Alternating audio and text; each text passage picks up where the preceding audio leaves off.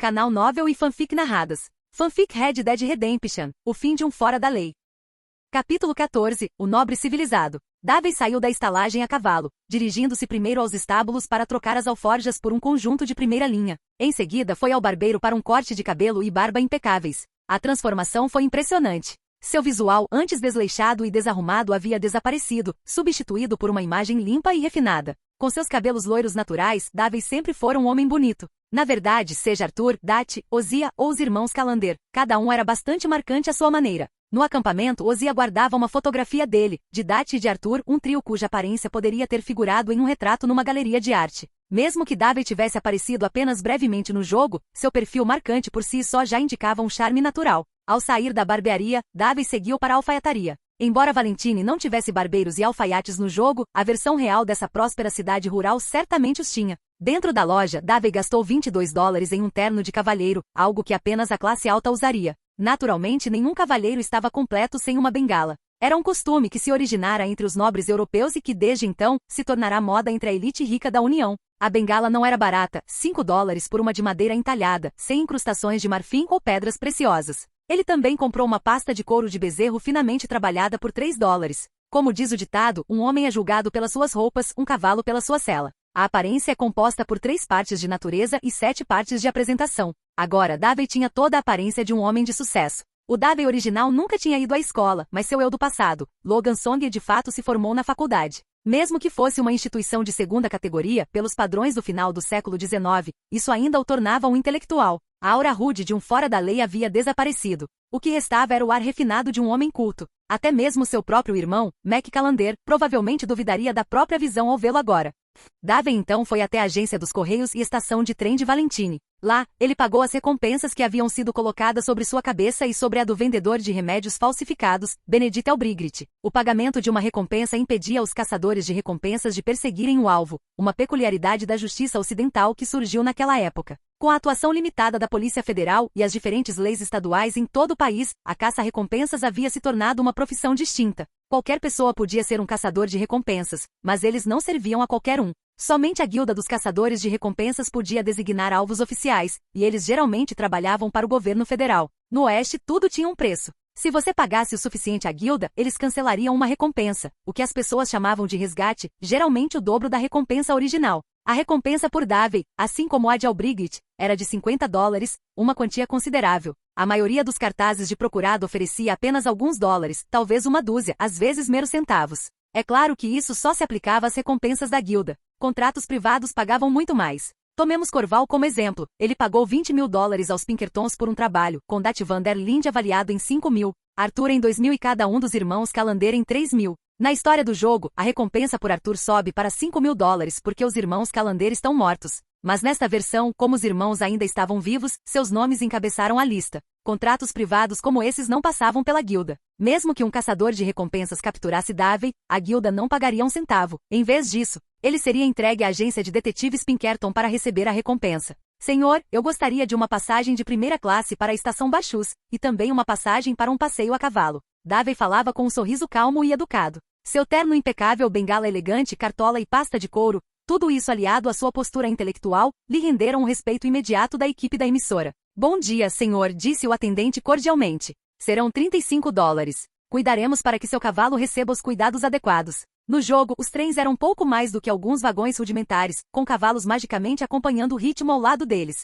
Mas no Velho Oeste, carruagens de luxo para os ricos eram comuns, assim como vagões para o transporte de cavalos. Naturalmente, as passagens de primeira classe custavam mais que o dobro das passagens comuns. Davey entregou $35 e depois acrescentou uma moeda de $1. Agradecemos sua generosidade, senhor, disse o atendente com renovado entusiasmo. O trem parte em 30 minutos. Por favor, sente-se perto das mesas, traremos lanches e suco de cortesia. A equipe raramente oferecia essas regalias espontaneamente, elas eram reservadas para passageiros da primeira classe, mas as gorjetas tinham o poder de abrir portas. Para Davey, a generosidade era algo natural, e um pouco de boa vontade nunca fez mal a ninguém no Oeste.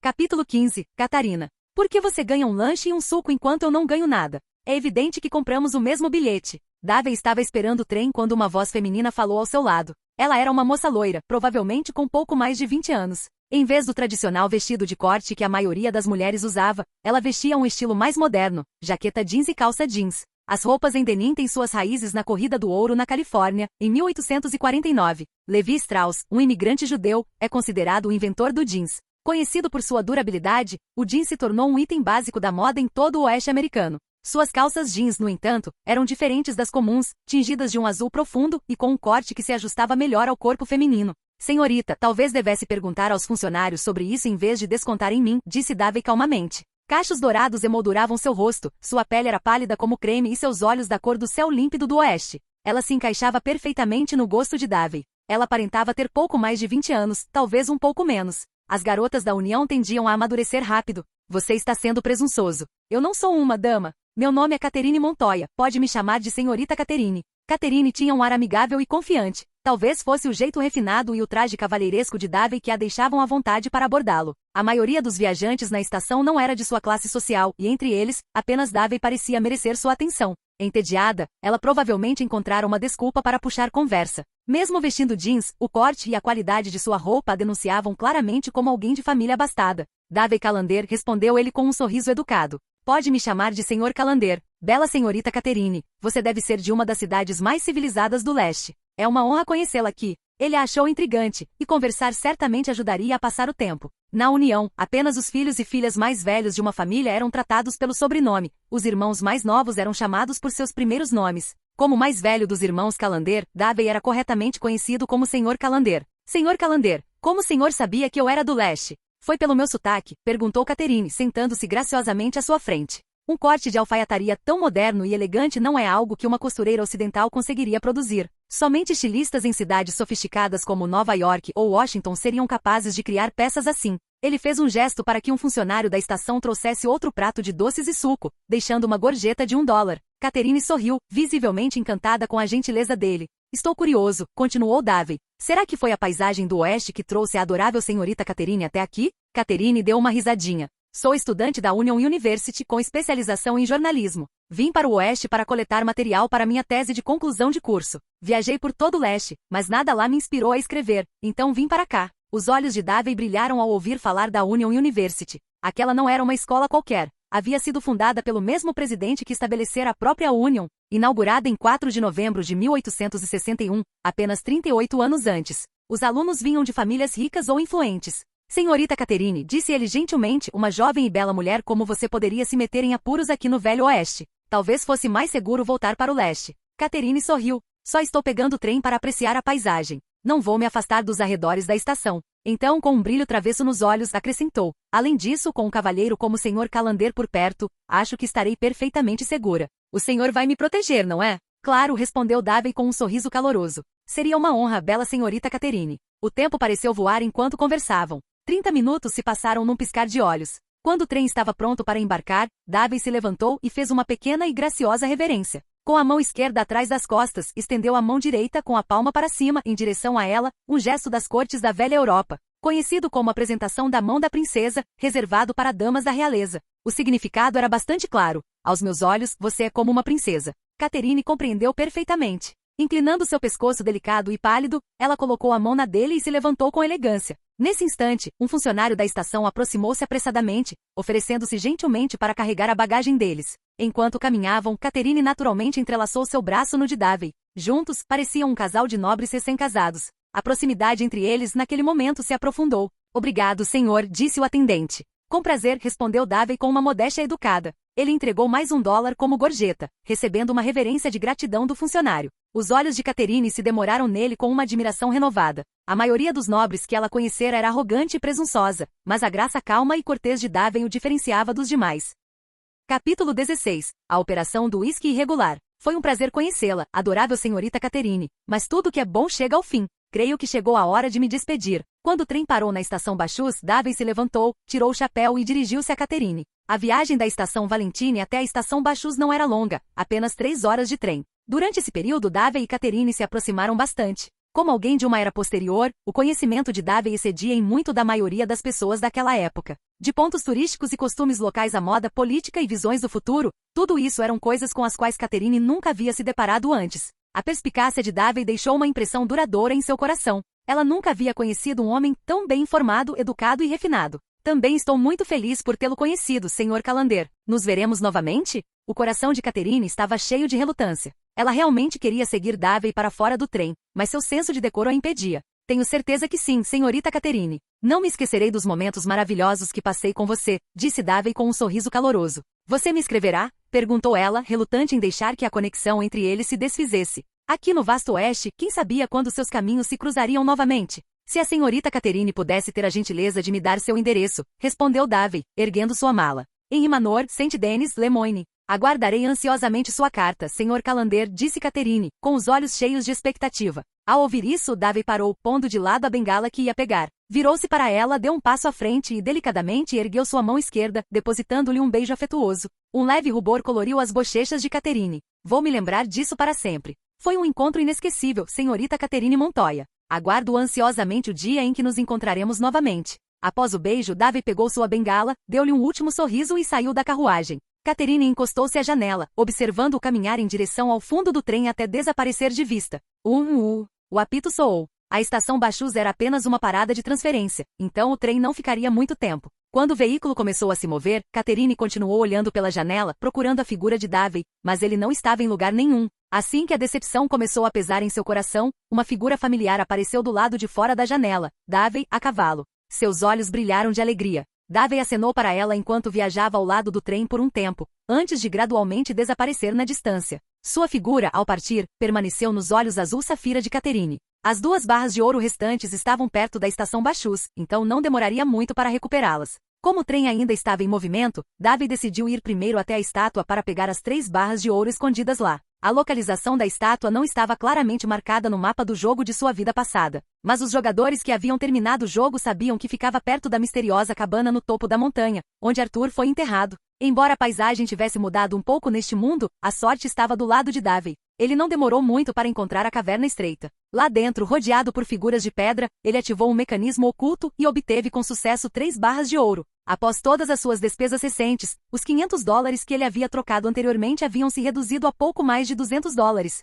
O maior custo foi a recompensa de $200 para livrar Benedict Elbrigrit das acusações contra o vendedor de remédios falsos. Agora, ele finalmente havia recuperado o que perderá. Ao sair da caverna, apenas o vagão de trem destruído restava em sua lista. Foi fácil de encontrar, debaixo da ponte ferroviária perto de Cotorra Springs. Seguindo os trilhos, chegava lá diretamente. Apesar de ter sido um pouco trabalhoso, ele conseguiu garantir as 2 últimas barras de ouro sem problemas. Era hora de voltar para Valentine. Após trocar todas as barras de ouro por dinheiro, ele finalmente teve sua primeira fortuna de verdade em mãos. Essa viagem de trem, no entanto, não teve o mesmo encanto do seu encontro com Catherine. A noite havia caído e a luxuosa carruagem estava silenciosa. Davey era seu único passageiro. Enquanto o trem seguia seu caminho, ele não conseguia deixar de pensar no tempo que passará com ela. Quando ele chegou em Valentine, já eram 9 horas. Davey foi direto para a pousada Elton. Arthur e Micah já haviam retornado ao acampamento. Ele desfrutou de um longo e luxuoso banho, lavando a sujeira da estrada. Davey tinha o hábito de tomar banho diariamente, afinal, sua alma vinha de uma era posterior, mais civilizada, onde passar um dia sem se lavar era insuportável. Na vila de Coulter, isso não tinha sido possível, mas agora que era, ele pretendia se dar um tratamento digno. Naquela noite, ele foi ao mercado negro e conseguiu trocar todas as suas barras de ouro por dinheiro vivo, desta vez em notas de alto valor. Com o dinheiro finalmente em mãos, a produção ilegal de aguardente pôde começar. Mas antes disso, ele precisava fazer mais uma viagem de volta ao acampamento. Capítulo 17. Minando o prestígio de Dati. Após uma boa noite de sono, Davey acordou sentindo-se revigorado. Ele deixou seu terno de cavalheiro na estalagem e vestiu a roupa de cowboy recém-lavada que os funcionários haviam preparado. Arthur e os outros já tinham gasto $8, mais $3 pela estadia da noite anterior, restando apenas $9 dos $20 iniciais. Dessa vez, Davey depositou $30 com o dono da pousada, instruindo-o a reservar o quarto para ele. Montando em seu cavalo, ele se preparou para voltar ao acampamento. Olá, senhor. Por favor, pare um instante. Uma voz gritou. Davey virou-se a cavalo e viu o Sr. Downes, o homem que adoecera de tuberculose depois que Arthur fora cobrar-lhe dívidas. A tuberculose se espalha principalmente por gotículas. Embora não seja altamente contagiosa, Davey não tinha intenção de se aproximar dele. Este era o mundo real, se ele o contraísse, seria o seu fim. Ele atirou uma nota de $10 na direção dele e se virou para ir embora. Mirante da ferradura. Ei, Davey. Ei, Lenny. Foi Lenny quem o cumprimentou. Ele geralmente ficava de vigia. Quando Davey chegou ao acampamento, Arthur e Ozia estavam arrumando suas coisas, preparando-se para partir. Davey, Ozia encontrou um animal lendário e um urso gigante. Você está interessado em vir junto para a caçada? Perguntou Arthur com um sorriso. A expressão de Davey escureceu. Desculpe, não estou com vontade de caçar agora. Ao perceber seu estado de espírito, Ozia franziu ligeiramente a testa. Davey, você descobriu alguma coisa? Todos sabiam que Davey havia saído mais cedo sob o pretexto de coletar informações. Sim, Oséias. E são notícias muito ruins. O tom de voz de Davey chamou a atenção de todos. Mac, Bill, Javier e Dati se aproximaram. Mika aproximou-se cautelosamente, permanecendo à margem do grupo. Davey, o que você descobriu? Perguntou Dati diretamente, notando a expressão sombria em seu rosto. Davey encarou Dati com um olhar duro, seu tom cortante e acusatório. Dati, eu te disse que não deveríamos ter assaltado aquele trem. Agora veja o que aconteceu. Corval pagou $20.000 à agência de detetives Pinkerton. Eles descobriram tudo. Não foram os O'Driscolls que assaltaram o trem, fomos nós. Dati, agora há uma recompensa particular de $5.000 pela sua cabeça. Arthur, você tem 2.000 Mika e eu temos 3.000 cada um. Ele deu uma risada amarga. Não pensei que nos tornaríamos tão valiosos.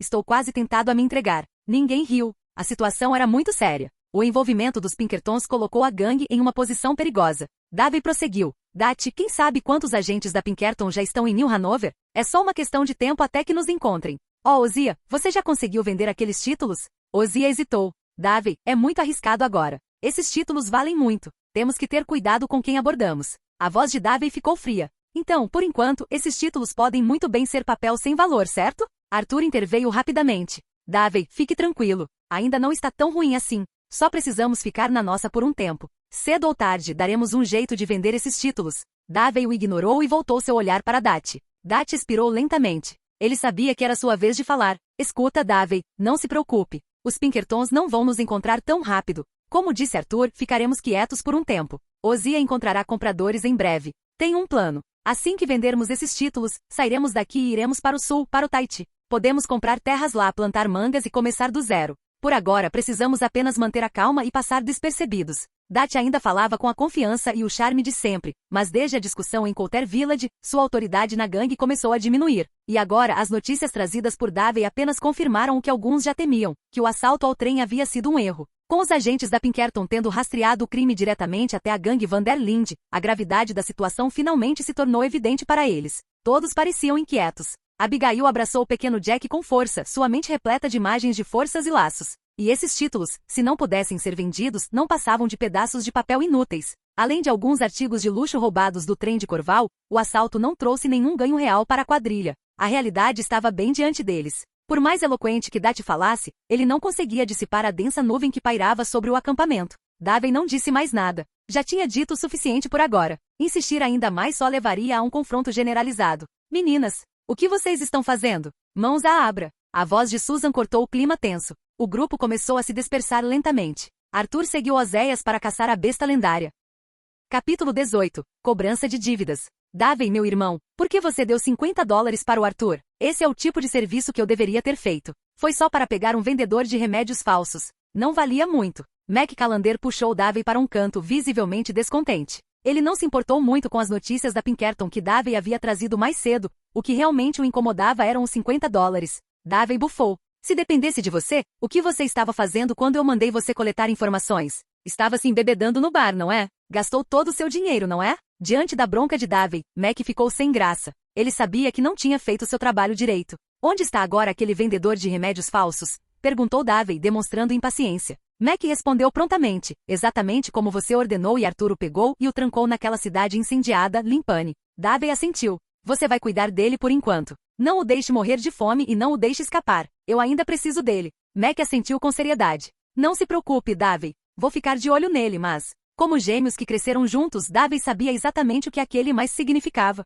Sem dizer mais nada, ele tirou um maço de notas, mais de $100, e enfiou no bolso de Mac. O sorriso de Mac se alargou instantaneamente. Ele sabia que seu irmão devia ter faturado uma boa grana com seus trabalhos recentes. Segundo as regras da gangue, metade de tudo que era ganho com roubos deveria ir para o acampamento. Mas Davey não tinha feito nenhuma doação ultimamente. Na verdade, a maioria dos membros da quadrilha sabia que ele vinha roubando viajantes ricos. Há apenas alguns dias, quando Arthur e o tio voltaram das compras, gabaram-se de terem ficado num hotel chique e tomado um banho luxuoso, tudo pago na conta de Davey. Dutch não confrontou Davey sobre isso. Ele percebeu que Davey ainda estava ressentido com o assalto fracassado ao trem, e pressioná-lo agora sobre doações só levaria a conflito. Os irmãos Callender não eram pessoas com quem você quisesse arrumar briga. Dutch sabia que precisava manter os figurões da gangue do seu lado e não afastá-los. Foi por volta dessa época que Leopold Strauss abordou Davey. Davey, você anda ocupado esses dias? Eu poderia usar sua ajuda, disse Strauss com um leve sorriso. Você sabe como é, algumas pessoas simplesmente nunca pagam o que devem.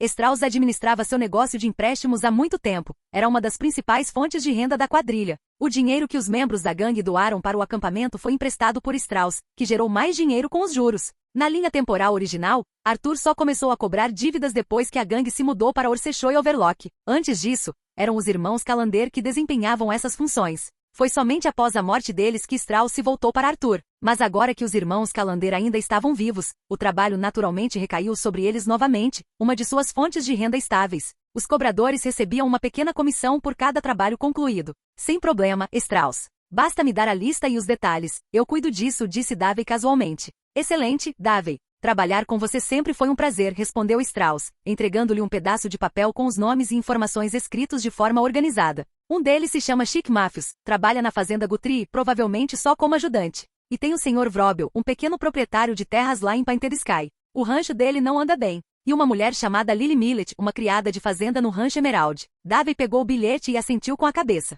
Foi também por isso que ele não contou a Arthur sobre Thomas Downes. Graças ao envolvimento de Davey, Arthur não ficaria responsável pela cobrança da dívida e, portanto, nunca entraria em contato com Downes ou sua tuberculose. De certa forma, no momento em que os irmãos Callender sobreviveram, as engrenagens do destino já haviam começado a girar. Para iniciar sua produção ilegal de uísque, Davey precisava de alguns componentes essenciais: uma destilaria, álcool de grau medicinal e matérias-primas como farinha de milho e malte. Ele já tinha uma pista sobre o álcool medicinal, vinda do traficante de remédios falsos preso em Limpane. Ele também havia escolhido alguém para o cargo de destilador, mas as matérias-primas exigiriam a ajuda de um fazendeiro. Gerir o negócio de produção ilegal de aguardente significava mais do que apenas fabricar a bebida. Significava driblar contrabandistas rivais e agentes federais. Para se manter em segurança, Davey precisaria comprar os suprimentos discretamente e montar um local seguro para a destilação. Nenhum fazendeiro decente se arriscaria a cooperar com ele em segredo. Então, sua melhor opção era encontrar alguém em dificuldades, alguém desesperado o suficiente para aceitar a oferta.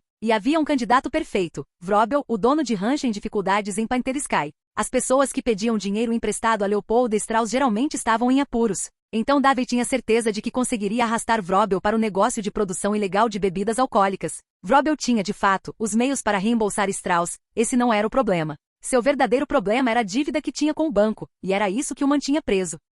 Capítulo 19. Só os mortos guardam segredos. No dia seguinte. Hora de trabalhar, Mac. Prepare-se e venha comigo. Davey chamou Mac. Era a hora de cobrar as dívidas. Dutch ficou satisfeito por Davey ter mandado Mac sair. Mesmo que Davey não tivesse entregado sua parte, trabalhar para a gangue ainda contava como contribuição. Mac foi despertado de um sono profundo, relutante, mas se levantou com dificuldade para se preparar. John, você vem? Após pensar um pouco, Davey caminhou até a tenda de John e o chamou. John parecia confuso. O rosto de Abigail demonstrava preocupação. Abigail, você não pode manter o John preso no acampamento para sempre. Ele não vai ganhar nada desse jeito. Cobrança de dívidas é um negócio legítimo. Não há nenhum perigo real, disse Davey, dirigindo-se a Abigail. Ele sabia que John sempre a ouvia. Obrigada, Davey. Abigail entendeu imediatamente. Davey estava dando uma oportunidade a John. Com a aprovação dela, John não podia recusar. Davey tinha seus próprios motivos para trazer John. A produção de uísque ilegal estava prestes a começar, e depender apenas de Mac não seria suficiente para proteger o negócio. Ele não poderia ser o único a lutar pessoalmente contra todas as gangues rivais para sempre. Mesmo agora, a maioria das gangues não se oporia aos irmãos Callender, mas expandir o comércio de uísque ilegal exigia mais gente. John ainda não tinha se destacado completamente. Na gangue Van der Linde, ele era de segunda linha. Sua pontaria não chegava aos pés da de Mika, mas ele era melhor que Bill e Javier, um ajudante útil. Os três montaram em seus cavalos e logo partiram de Orsechoe Overlock. Eles não seguiram diretamente para Painted Sky. Primeiro cavalgaram até Limpane. John se perguntou em silêncio por que eles estavam indo para lá, mas não disse nada. Guiados por Mac, eles chegaram a uma cabana incendiada. Havia um porão embaixo. O falso vendedor de remédios Benedict Elbright estava sendo mantido lá. Eles abriram a porta do porão. Uma luz fraca brilhava lá de baixo. Uma lâmpada de querosene estava acesa. Lá dentro, Benedict Elbright estava amordaçado e amarrado a um poste na parede.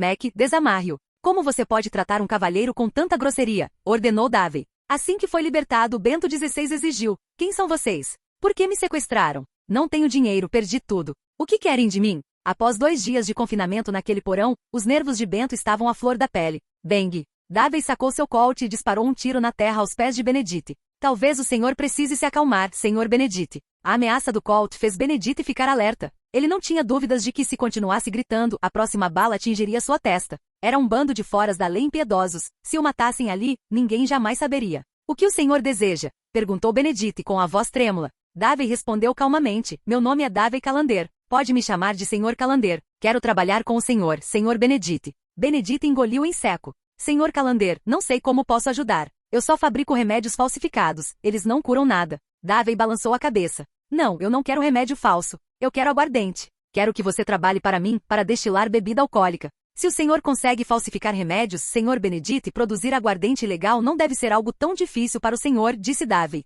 Benedict hesitou. Prezado senhor Calander, o senhor sabe que eu só fabrico remédios falsos. Quanto à bebida ilegal, Chega. Davey acenou com a mão, dispensando-o. Senhor Benedict, talvez eu tenha me enganado. Pensei que fabricar aguardente seria fácil para o senhor. Não há mais nada a discutir. Benedict não esperava que Davey fosse tão brusco. Tremendo, perguntou. Então, estimado senhor Calander, posso ir agora? O tom de Davey tornou-se frio. Ir? Senhor Benedict, está brincando? Agora você sabe o meu segredo. Para mim, só os mortos guardam segredos. Não se preocupe. Vou fazer isso rápido. Você não vai sofrer. Depois, este porão será incendiado. Tudo será queimado até ficar limpo. Muito bem, senhor Benedict, e algumas últimas palavras? Caso contrário, isto termina agora. Davey sacou lentamente seu colt do coldre, claramente se preparando para acertar um tiro na cabeça de Benedict. Capítulo 20. O dilema de John. Não, senhor Calander, o senhor não pode fazer isso, exclamou Benedict, aterrorizado. Davey não respondeu. Lentamente, ergueu seu colt e apontou-o para a cabeça de Benedict. Não, por favor, eu posso trabalhar para você. Eu farei aguardente. Eu farei. Não é difícil para mim, senhor. Gritou Benedict, vendo o dedo de Davey já no gatilho. Ah, então o senhor me enganou, senhor Benedict. O senhor mentiu para mim, não é? Disse Davey com a voz fria. Detesto ser enganado. Sinto muito, senhor Calander, a culpa é minha. Nunca mais mentirei para o senhor. Por favor, me poupe, eu trabalharei para o senhor corretamente. Diante dos apelos de Benedict, Davey baixou lentamente o colt. Assim que Benedict soltou um suspiro trêmulo, a voz fria de Davey interrompeu. Aqueles que me enganam pagarão. Mac quebra a perna esquerda dele. Mac deu uma risadinha, pegou um porrete de madeira do chão e o golpeou com força na panturrilha de Benedict. Benedict gritou de agonia, sua canela esquerda estalou. Davey não tinha paciência para charlatões. Se tivesse a chance, Benedict teria fugido. Quebrar uma perna o manteria na linha. Além disso, como o delegado de Valentine havia dito, homens como ele já tinham matado sabe-se lá quantas pessoas, atirar neles não seria exagero. John, leve-o. Vamos para Pantelisky. Uma perna quebrada não o mataria. Eles queriam que Benedict sentisse a dor agora para que não pensasse em fugir depois. Mac e John arrastaram Benedict para fora do porão e o amarraram no cavalo de John. John ficou estupefato. Não pela brutalidade, uma perna quebrada não era nada para alguém que estava do lado errado da lei desde a infância. O que o chocou foi o plano de Davey, entrar no negócio de produção ilegal de uísque. Ele queria falar, mas não sabia como começar. Mac, no entanto, perguntou sem rodeios. Davey, vamos entrar no negócio de produção ilegal de uísque? Davey assentiu com a cabeça. É verdade. Com o Dat não vejo outra saída. Ele só pensa em roubo. Tahiti e mangas, o homem está perdido em seus próprios pensamentos, cuspiu Mac. De volta a Coulter Village, percebi que os tempos estão mudando. Se continuarmos fazendo as coisas do jeito antigo, vamos acabar pegos pela agência de detetives Pinkerton e pendurados na forca. O contrabando tem concorrência, claro, mas esses agentes da Receita Federal não são a Pinkerton. Teremos mais facilidade em lidar com eles, continuou Davey. Eu verifiquei, a equipe de Valentine é composta principalmente por O'Driscoll. De qualquer forma, iríamos lidar com eles. Naquele momento, Davey deixou clara sua desconfiança em relação a Dat e sua intenção de deixar a gangue. Davey, meu irmão, estou com você, disse Mac sem hesitar. John ficou em silêncio, arrependido de ter vindo. John Marston nasceu em 1873. Seu pai, um imigrante escocês, o concebeu durante um encontro com uma prostituta a bordo de um navio rumo a Nova York. Seu pai sentia saudades da Escócia, mas desprezava o próprio bisavô e abandonou o lar. Analfabeto, ensinou pouco a John. Mais tarde, afundou na bebida até ficar cego em um bar no lado sul de Chicago, foi espancado e ficou cego. Falecendo em 1881. John tinha 8 anos e foi enviado para um orfanato. Após algum tempo, John conseguiu escapar e, em 1885, com apenas 12 anos, juntou-se ao bando Van der Linde. Sob a tutela de Dat, aprendeu a caçar e a manusear armas. Assim como Arthur, John considerava Dat como um pai. Dat sempre se referia a Arthur e John como meus filhos. A lealdade de John a Dat era profunda. Davey decidiu contar a John porque sabia o quanto John amava Abigail, apesar do passado doloroso dela. O sonho de Abigail era deixar a vida violenta da gangue e criar a pequena Jack direito. Davey, que conhecia o enredo do jogo de uma vida anterior, entendeu que na hora da verdade John escolheria Abigail. Era uma escolha natural. Ninguém lhe pediu para matar Dati apenas para garantir uma vida melhor para a pequena Jack. John estava dividido, mas Davey tinha certeza de que Abigail conseguiria convencê-lo.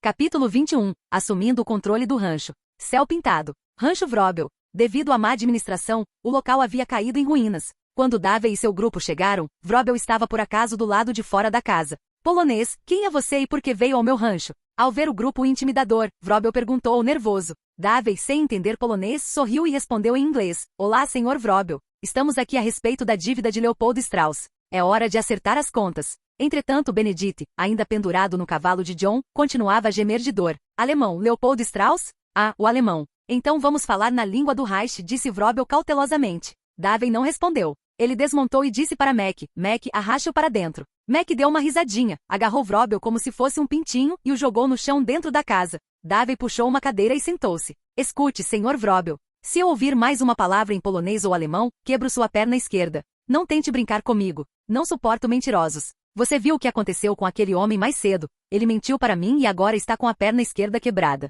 Portanto, espero que você seja honesto. Claro, se você realmente não fala inglês, tudo bem também. Eu quebro suas duas pernas e perdoo sua dívida. Então faça sua escolha, Sr. Vrobel. O tom de Davey era calmo, quase conversacional, mas isso só aumentou o medo de Vrobel. Ele percebeu que o homem à sua frente estava falando muito sério.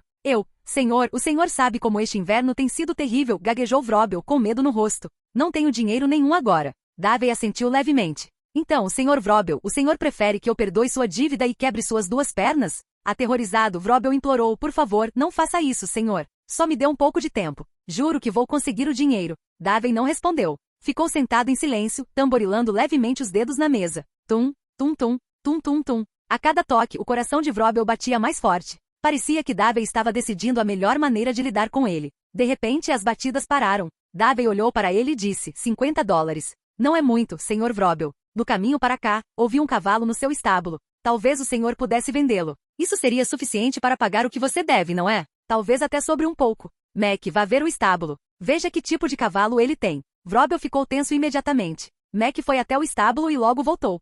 Davey, é um cruzamento húngaro. Mais do que suficiente para quitar a dívida, gritou ele. Vrobel gritou em pânico. Não, senhor, por favor, não. Esse cavalo já está hipotecado ao banco. Se o senhor o levar, estarei arruinado. Davey sorriu. Senhor Vrobel, se não aceitarmos, o senhor não acabará arruinado de qualquer maneira? Seu rancho não tem mais nada. Então me diga, como exatamente você planeja pagar a dívida? Ou você está esperando o banco confiscar tudo antes de admitir que não pode pagar? Vrobel gaguejou, sem conseguir encontrar uma resposta. Nesse momento, Davey decidiu que era hora de seguir em frente. Escute, Sr. Vrobel. Tenho uma proposta de negócios, uma proposta muito lucrativa. Se o senhor estiver disposto a trabalhar comigo, não só sua dívida será quitada, como também ganhará o suficiente para pagar o banco. Vrobel olhou para ele incrédulo. Senhor, de que tipo de negócio estamos falando? Davey foi direto ao ponto. Aguardente ilegal. O comércio de aguardente ilegal. Você sabe quanto isso rende. Preciso que você use o nome do rancho para comprar discretamente a matéria-prima que preciso. Isso não deve ser muito difícil para você. Vrobel hesitou.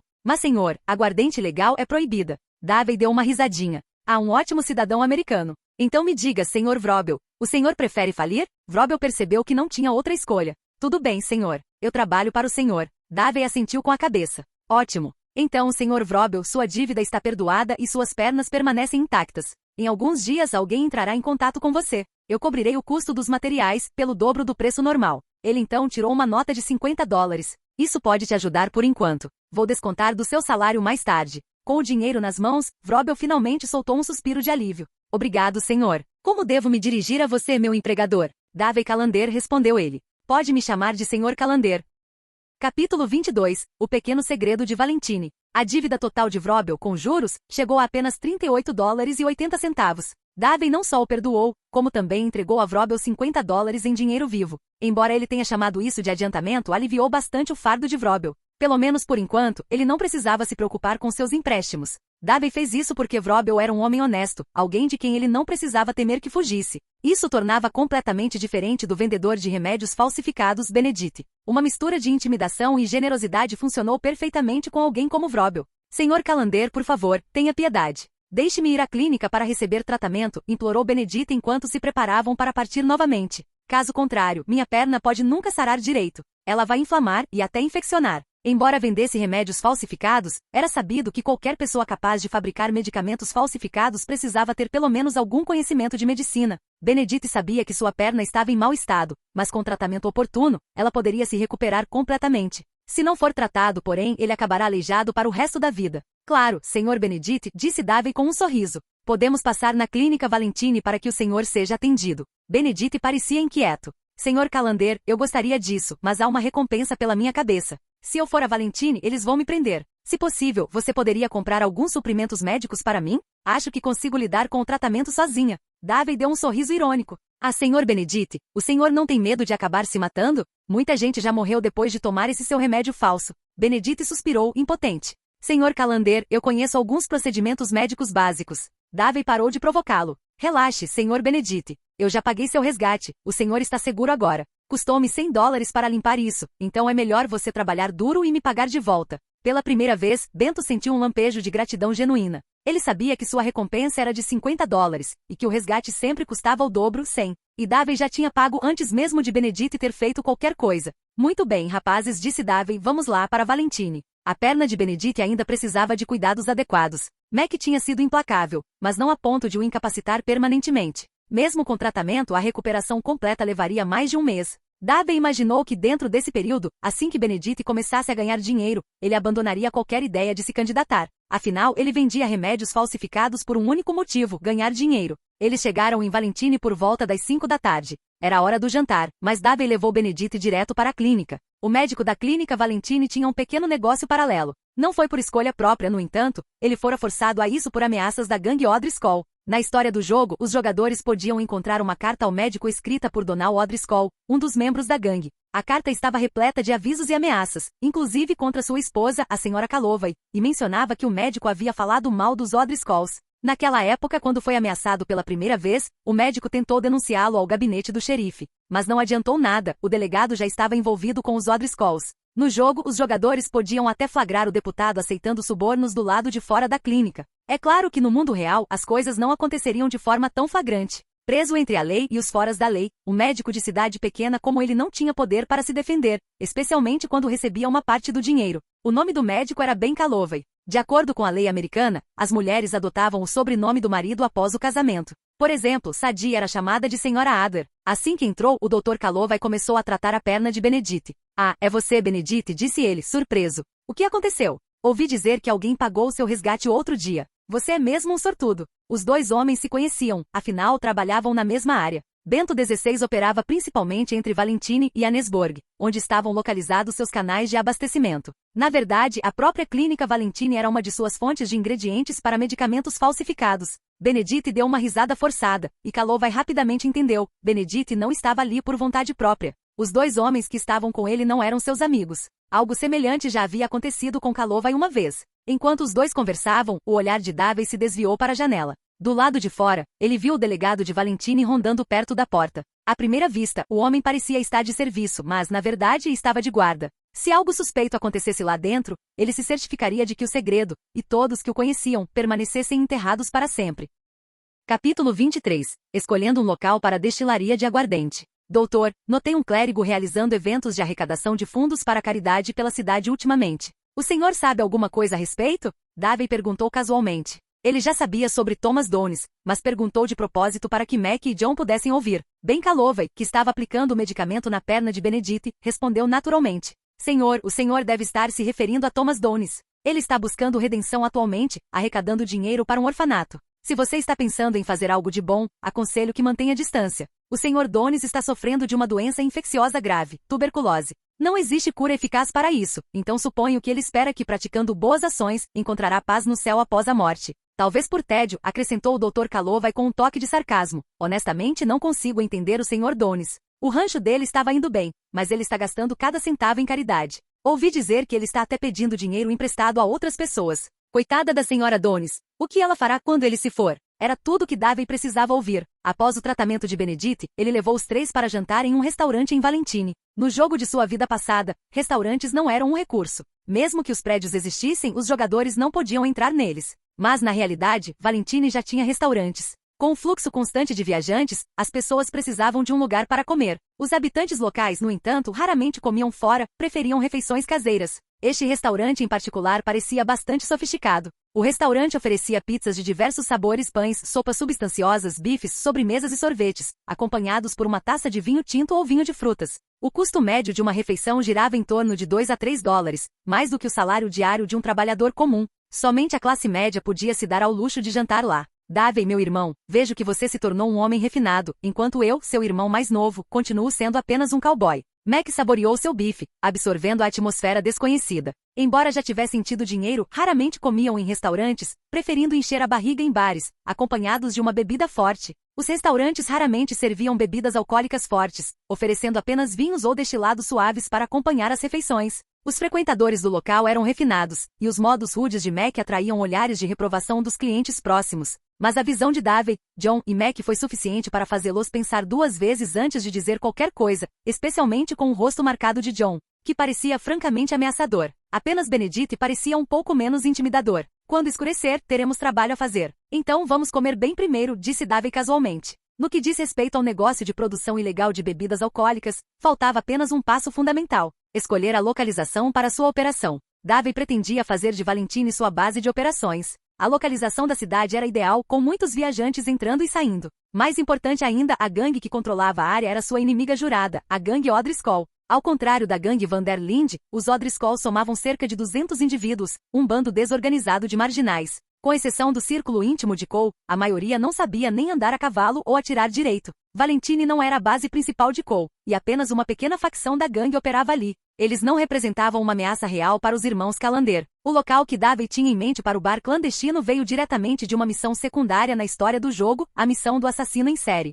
Nessa missão, os jogadores tinham que encontrar 4 pistas para localizar o esconderijo do assassino, um porão não muito longe de Valentine. Davey já sabia exatamente onde ficava aquele porão, então não precisava de nenhuma pista. Eles decidiram esperar até o anoitecer. O lugar pertencia ao assassino, e ele geralmente só retornava depois de escurecer. Durante o dia, provavelmente estava fora. Ao cair da noite, Davey levou John e Mac até o porão. Quanto a Benedict, Davey lhe deu 200 dólares para comprar equipamentos de destilação de aguardente ilegal. Um conjunto básico custava cerca de 100 dólares, mas Davey queria o melhor, ferramentas mais eficientes e confiáveis. Até mesmo a aguardente artesanal tinha suas diferenças, sabor, textura e teor alcoólico variavam muito. Se eles fossem fazer algo, fariam direito. Construir uma boa reputação importava mais do que lucro rápido. Com a localização geral em mente, encontrar a adega não foi difícil. Acima dela, erguia-se um pequeno barraco em ruínas, fácil de identificar. O porão tinha um cadeado de combinação. No jogo, você precisava de todas as pistas para abri-lo. Agora, bastaram apenas 2 balas. Um cheiro nauseabundo os atingiu quando a porta se abriu.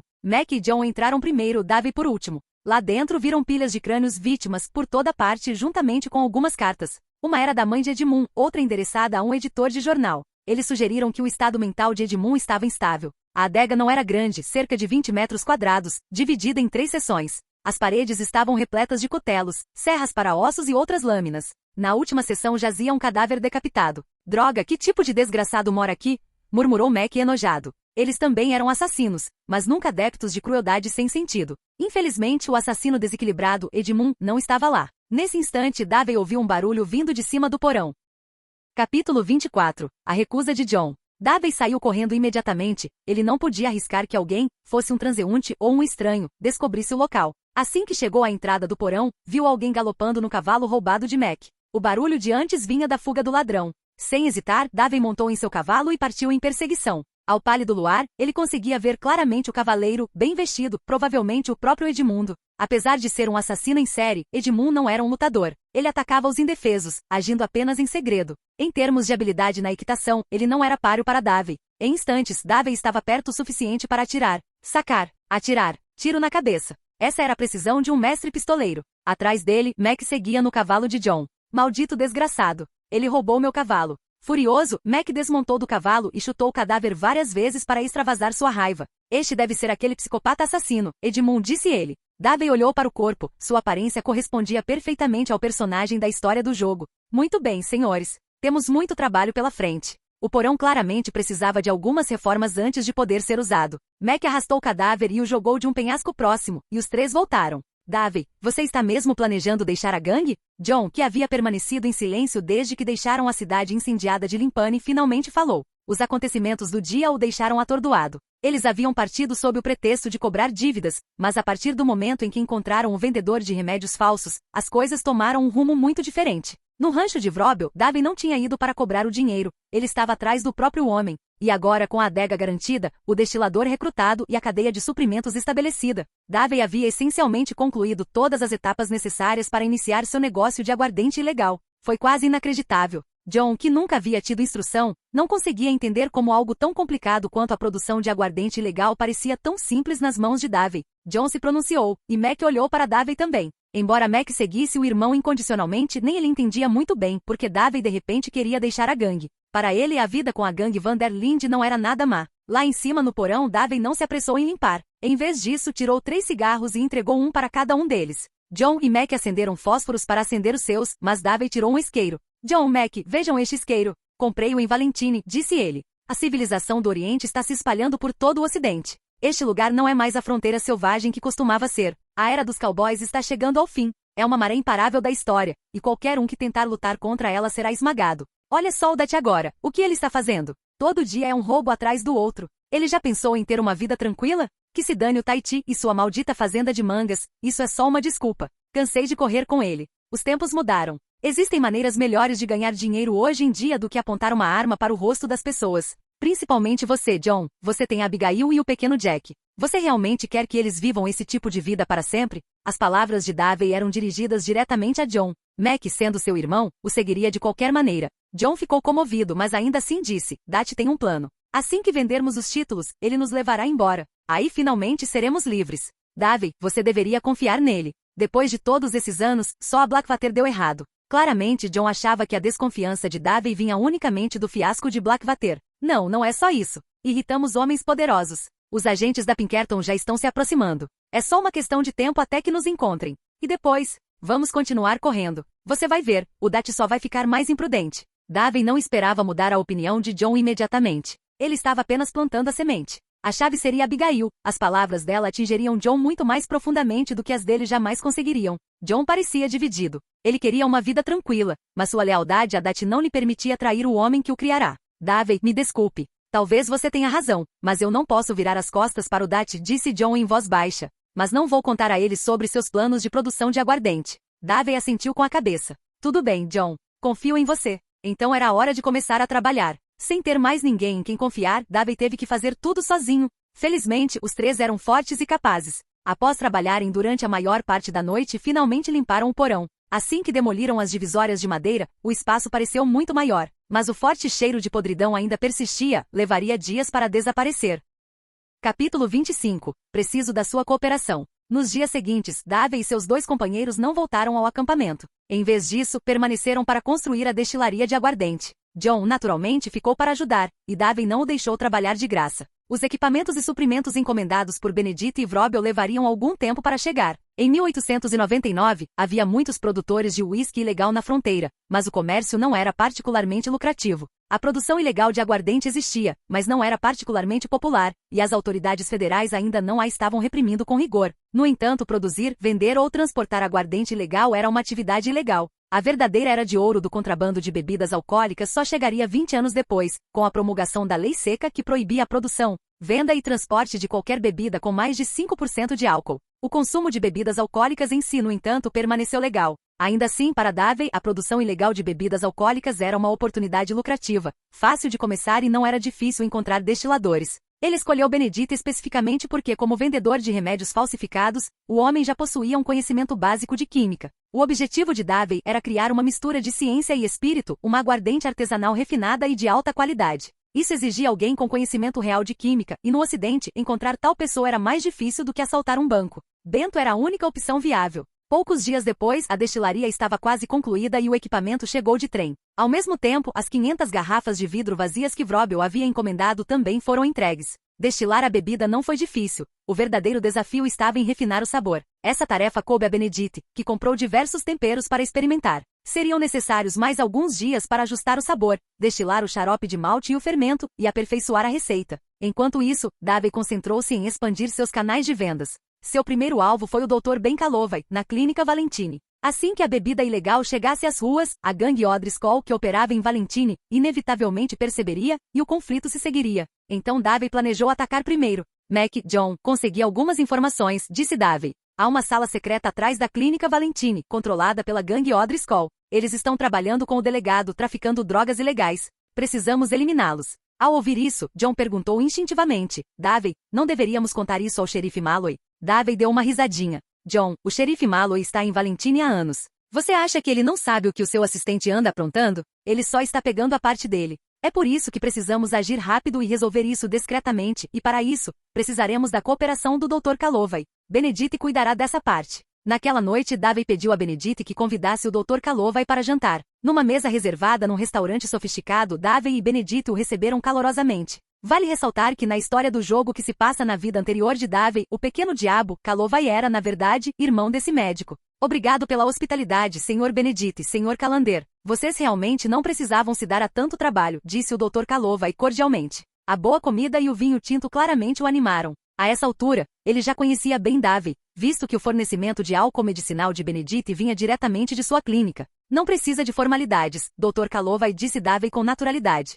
É o mínimo que podemos fazer. Mas sobre o álcool medicinal, o senhor acha que poderia nos fornecer um pouco mais? A quantidade atual simplesmente não é suficiente. Pelo que eu vi, sua clínica encomenda muito álcool ultimamente. Certamente, doutor, o senhor não negaria um amigo, não é? Davey estava vestido com o terno de cavalheiro que havia comprado mais cedo. Seu tom era polido, mas espirituoso, transmitindo a confiança natural de um homem de posses. O Dr. Calovay tomou um gole de vinho e esboçou um sorriso cansado. Senhor Calander, não é que eu não queira ajudar. É só que alguns desses suprimentos foram desviados para outros fins. Não há nada que eu possa fazer a respeito. Davey esboçou um leve sorriso. Dr. Calovay, e se eu pudesse cuidar desses outros propósitos para o senhor? Calovay parou abruptamente, sua expressão mudando. Senhor Calander, o senhor sabe algo sobre eles? Davey assentiu calmamente. Claro que sim. E eu sei que você foi à delegacia, mas não adiantou nada, não é? No fim, você foi ameaçado por um membro da gangue O'Driscoll chamado Donal. Essa carta, estou certo, Dr. Calovay? O médico ficou estupefato. Ele não imaginava que aquele homem, Davey Calander, soubesse tanto. Senhor Calander, se o senhor já sabe, por que faria isso? Calovay começou cautelosamente. Davey recostou-se completamente sereno. Porque, Dr. Calovay, se eu sei de tudo isso, significa que já tenho certeza de como isso vai terminar. Claro, precisarei da sua cooperação. Capítulo 26. A sala secreta da clínica. Como devo cooperar com o senhor, Sr. Calander? O Dr. Ben Calovay hesitou antes de perguntar. Sua parceria com a gangue O'Driscoll nunca fora agradável. Eles ficavam com a maior parte do lucro, deixando-lhe apenas as migalhas, mal o suficiente para justificar o risco de infringir a lei. Foi por isso que ele procurou a polícia em primeiro lugar. Mas quando soube que o gabinete do xerife também estava envolvido, ele desistiu de resistir. Agora, diante do tom confiante de Davey e de seu conhecimento assustadoramente preciso, Calovay vislumbrou uma réstea de esperança. É simples, Dr. Calovay, disse Davey com um sorriso tranquilo. Tudo o que você precisa fazer é registrar uma ocorrência. Conte à polícia o que está acontecendo. Eu cuido do resto. Calovay ainda parecia incerto. Como um dos fornecedores de Davey, ele sabia que o homem estava envolvido em uma operação de produção ilegal de uísque. Qualquer pessoa que se atrevesse a fabricar bebidas alcoólicas ilegais naquela época claramente tinha inteligência e coragem, e até mesmo Benedict trabalhava para ele naquela época. E para dizer a verdade, Calovay estava cansado de viver sob as ameaças dos O'Driscolls. Tudo bem, Sr. Calander. Eu farei isso, disse Calovay finalmente com os dentes cerrados. Davey ergueu seu copo. A nossa cooperação, Dr. Calovay. Após o jantar, Davey ordenou secretamente a John que seguisse Calovay. Ele não confiava completamente em ninguém. Se o médico traísse e o entregasse aos O'Driscolls, Davey preferiria vê-lo morto a correr o risco de ser descoberto. Calovay chegou a considerar dedurar alguém, mas no fim, não fez. A compostura de Davey e seu acesso a informações confidenciais o convenceram de que o homem não estava sozinho. Ele supôs que Davey tinha informantes em todos os lugares, dentro da polícia, talvez até mesmo dentro da própria gangue O'Driscoll. Do contrário, como ele poderia ter sabido da carta ameaçadora? Essa linha de raciocínio salvou a vida de Calovay. Se ele tivesse ido a qualquer outro lugar que não fosse casa naquela noite, John o teria matado a tiros na estrada. Na manhã seguinte, Calovay abriu sua clínica como de costume. Por volta das 11 horas, Davey chegou com Mac e John. Da janela, Calovay acenou discretamente com a cabeça para Davey. Esse foi o sinal, os homens de O'Driscoll estavam lá dentro. Davey não entrou às pressas. Em vez disso, caminhou tranquilamente em direção ao delegado que estava patrulhando nas proximidades. Senhor policial, disse Davey, com a voz um pouco ofegante, acabei de sair do Elton Inn. Está acontecendo uma briga, homens armados. Droga, murmurou o delegado. Ele olhou para trás para a clínica, decidiu que nada parecia suspeito e rapidamente reuniu alguns policiais para se dirigirem à pousada. Como deputado, ele não podia ignorar um relatório público em plena luz do dia. Assim que ele saiu, Davey fez um gesto para os outros. Os três entraram na clínica e fecharam a porta silenciosamente atrás de si. Calovay saiu de trás do balcão. A sala secreta só pode ser aberta por dentro, Sr. Calander. Tenha cuidado, eles estão armados. Não deixe que o vejam. Ele caminhou até o fundo da clínica e bateu em uma porta escondida. Ei, rapazes, sou eu. Trouxe comida e bebida para vocês. Uma pequena janela na porta deslizou, e um dos membros da gangue espiou cautelosamente. Davey, Mac e John esperaram em silêncio nas sombras. Ei, sou só eu, disse Calovay em tom amigável. O homem lá dentro relaxou e destrancou a porta. No instante em que a porta se abriu, Mac avançou rapidamente, exatamente como Davey havia ordenado antes, atirar primeiro, sem hesitar. O revólver de Mac disparou 3 vezes em rápida sucessão. Os capangas de Odriscoll mal tiveram tempo de reagir antes de caírem no chão. Quando Davey entrou, apenas uma mulher permanecia. Talvez Mac pensasse que ela não representava uma ameaça, ou talvez ele simplesmente não quisesse atirar em uma mulher. Mas Davey sabia que não era bem assim. Ela era uma delas, e sua mão estava buscando algo debaixo da saia. Bang! Davey atirou nela sem hesitar um instante. John franziu a testa. Davey, talvez ela fosse apenas uma mulher inocente. A lembrança de Blackwater passou pela sua mente. Dati tinha feito a mesma coisa uma vez, matando indiscriminadamente. O pensamento deixou inquieto. Mac, levante a saia dela, ordenou Davey. Mac hesitou, mas depois fez o que lhe foi dito. E de fato, havia um revólver preso à sua coxa. Uma mulher que conseguia esconder uma arma daquele jeito não era tão inofensiva quanto parecia. Desculpe, Davey, disse John em voz baixa. Eu te julguei mal. Davey deu um leve sorriso. Está tudo bem, John. Quando entrei, vi o olhar dela, e a mão dela estava se movendo em direção à saia. Ela estava prestes a atacar. Só me certifiquei de que nenhum dos meus irmãos se machucasse. Isto não era uma brincadeira. Ser atingido por um tiro aqui não significava apenas perder saúde, significava morrer para sempre. Nem mesmo o melhor pistoleiro do mundo sobreviveria a isso.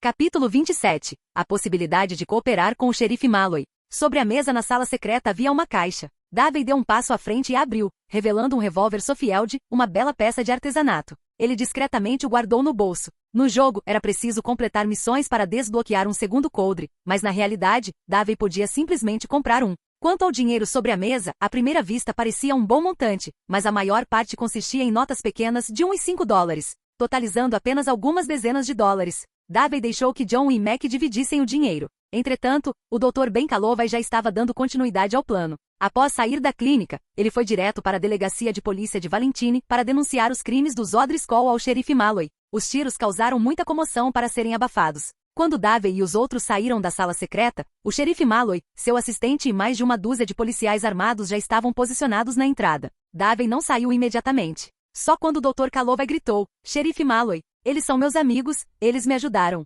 Davey finalmente saiu da clínica. Ele já tinha o desenho do Sofield pronto. No instante em que saiu, viu o agente levantando a arma, claramente com a intenção de eliminar todos e enterrar as provas lá dentro. Bang! O som do tiro ecoou, mas não foi o policial que disparou. Davey havia disparado a pistola que caiu de sua mão. "Xerife Malloy, que diabos é isso? O senhor está planejando atirar nos homens que acabaram de eliminar criminosos para o senhor?" Davey recuou para se esconder enquanto falava com um tom ríspido. Um lampejo de choque cruzou o rosto do xerife Malloy. Ele já estava na polícia há tempo suficiente para reconhecer a precisão daquele tiro. Essa foi a obra de um mestre pistoleiro, o tipo de pessoa com quem você não se metia a menos que desejasse a morte. Provocar um confronto agora só resultaria em pesadas baixas para o departamento, e possivelmente em sua própria morte. "Xerife Malloy, eles são meus amigos, não criminosos. O senhor não pode tratá-los assim", gritou o Dr. Calovay novamente, atraindo uma multidão crescente de moradores curiosos. Percebendo que havia perdido a oportunidade, Malloy lançou um olhar furioso para seu assistente antes de latir. "Atenção, pessoal,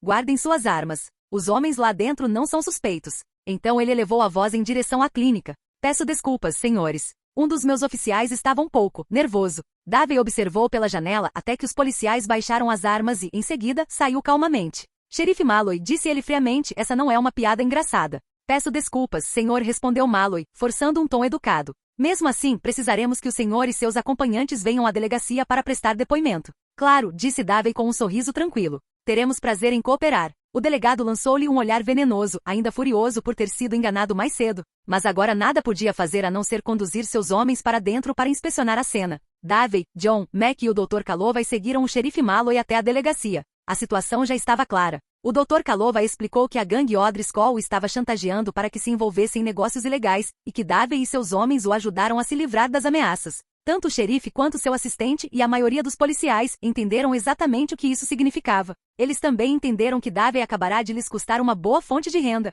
Ainda assim, não havia nada de que pudessem acusá-lo. Davey não tinha feito nada ilegal. Eu me lembro de você, Davey, disse o xerife Malloy, com irritação transparecendo em seu tom de voz. O garoto que apareceu aqui por causa daquela briga de bar um tempo atrás. Nesse instante, o delegado voltou a entrar na sala. Talvez eu devesse prendê-lo por prestar falso testemunhos, zombou ele. Não houve briga nenhuma na pousada Elton. Esse comentário deixou a situação clara para Malloy. Tudo aquilo tinha sido uma armação. Quando o delegado lhe dirigiu um leve aceno de cabeça, a expressão do xerife suavizou-se visivelmente. Davey, porém, interrompeu antes que o homem pudesse dizer mais alguma coisa. Xerife Malloy, talvez devêssemos conversar em particular, sobre negócios. Malloy observou o sorriso sereno de Davey e de repente se lembrou da última vez que se encontraram, o suborno de $20. Ele estava começando a perceber aonde isso ia dar. Muito bem, disse o xerife. Venha comigo. Davey lançou um olhar tranquilizador para Mac, John e o Dr. Calloway antes de seguir Malloy até seu escritório. Assim que a porta se fechou atrás deles, o xerife cruzou os braços. Muito bem, Davey. Sobre o que você quer conversar? Davey sorriu. A gangue O'Driscoll tem uma má reputação, xerife. Eles não seguem as regras e os moradores da cidade também não gostam muito deles. Você não precisa trabalhar com eles, dá mais trabalho do que compensa, e pode até prejudicar sua reputação. Tudo que eles podem oferecer, eu posso oferecer mais e melhor. Ele fez uma pausa e em seguida, levantou 3 dedos. Todo mês. Isso. $300. Obrigado por assistir. Se gostou, deixa o like e inscreva-se. Quanto mais apoio, mais vídeos, e se possível apoie o canal doando no Pix do canal na descrição do vídeo. Qualquer valor ajuda, assim o canal pode trazer fanfics e novels de autores pagos e novos vídeos são postados com mais frequência. Muito obrigado a todos, curtam o canal.